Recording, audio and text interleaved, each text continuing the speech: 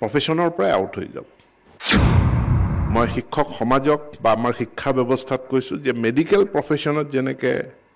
CME প্ৰত্যেক ডক্টৰৰ কাৰণে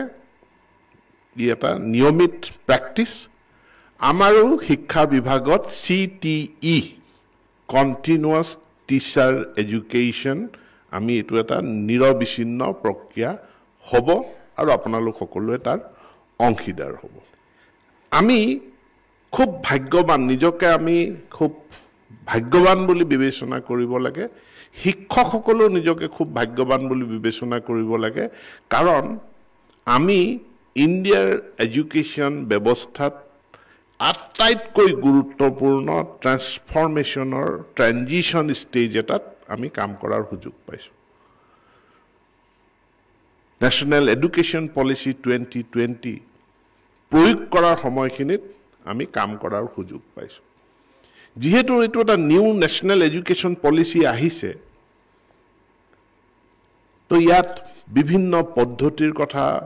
বিভিন্ন কাৰিকুলামৰ কথা সিলেবাসৰ কথা এই গুটেই কথাবিলাক আহি থাকিব আৰু তাৰ কাৰণে প্ৰশিক্ষণ আমাক প্ৰয়োজন হ'ব মই শিক্ষক সমাজক বা আমাৰ শিক্ষা ব্যৱস্থাত কৈছো যে মেডিকেল প্ৰফেশ্যনত যেনেকে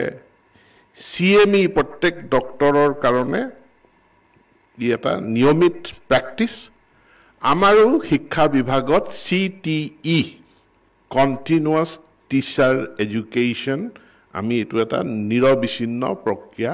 হ'ব আৰু আপোনালোক সকলোৱে তাৰ অংশীদাৰ হ'ব আৰু এই প্ৰক্ৰিয়াৰ জৰিয়তে আমি আপোনালোকে আমি প্ৰত্যেককে যেটো বৌদ্ধিক এক্সাৰসাইজ কৰিব লাগে সেই বৌদ্ধিক এক্সাৰসাইজটো কৰিম আৰু শাৰীৰিক এক্সাৰসাইজ আৰু এই বৌদ্ধিক এক্সাৰসাইজ বা যেটো মানসিক ব্যায়াম এই দুটাই আমাক 80 বছৰলৈ লৈ যাব এতেকে ছাত্ৰ ছাত্ৰীৰ কাৰণে আপোনালোকে প্ৰশিক্ষণ লৈছো এটো নাভাবিব এই প্ৰশিক্ষণ আমাৰ নিজৰ কাৰণে এই প্ৰশিক্ষণে আমাৰ জ্ঞান বুদ্ধি এখিনি বৃদ্ধি কৰিব আৰু আপোনালোকে যেতিয়া গৈ নিজৰ নিজৰ জিলাত বাকি শিক্ষকসকলকো কথাখিনি শিকাব কথাখিনি শিকোৱাৰ লগে লগে ইয়াৰ এটা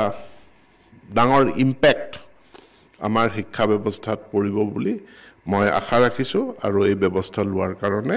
মই সেৱাক ধন্যবাদ জনাইছো